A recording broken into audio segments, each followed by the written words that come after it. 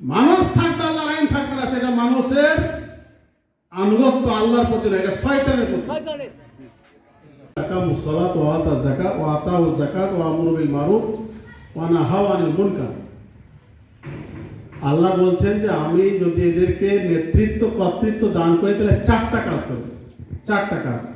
একটা হচ্ছে নামাজ কায়েম করা, আকামুস সালাত। 2 নম্বরে হচ্ছে ওয়া আতাউজ যাকাত, যাকাতের ব্যবস্থা করবে। 3 নম্বর আমরু বিল মারুফ, ভালো যেটা সেটা প্রতিষ্ঠা করবে। 4 নম্বর হচ্ছে ওয়া নাহাউ আনিল মুনকার, খারাপটাকে উৎখাত করবে। এটা কার দায়িত্ব? সরকারের দায়িত্ব। যাদের ক্ষমতা থাকবে তাদের দায়িত্ব। তাহলে ক্ষমতা মানে কি? সরকার। ক্ষমতা মানে সরকার। বাংলাদেশে 54 বছরে মুসলমানরা ক্ষমতায় ছিল, ছিল না? কোন শাসক, প্রধানমন্ত্রী বা প্রেসিডেন্ট অমুসলিম ছিল কি বাংলাদেশে? ছিল না। এই মুসলমান শাসকরা আল্লাহর এই হুকুমটা মানেনি, মানেছে নাকি? মানেনি। জামাত ইসলামী এটা মানতে চায়, ওদের সাথে আমাদের এটাই পার্থক্য নাকি বলেন?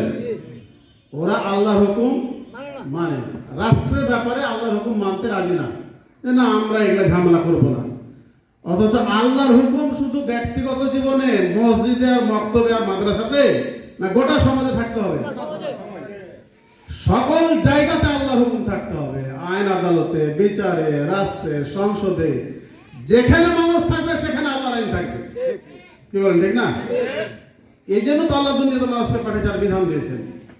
মানুষ থাকবে আল্লাহর আইন থাকবে না, সেটা মানুষের আনুগত্য আল্লাহর প্রতি না, এটা শয়তানের প্রতি। কথা বোঝা গেছে? এখন এই আল্লাহর আইনটা কেমন জিনিস? আল্লাহর আইনের প্রথম কথা হচ্ছে নামাজ কায়েম করা। নামাজ যদি কায়েম হয় সরকারি ভাবে, তাহলে কি হবে দেখেন, সব মানুষ নামাজি হয়ে যাবে। তো নামাজি লোকেরা মদ খেতে যাবে নাকি?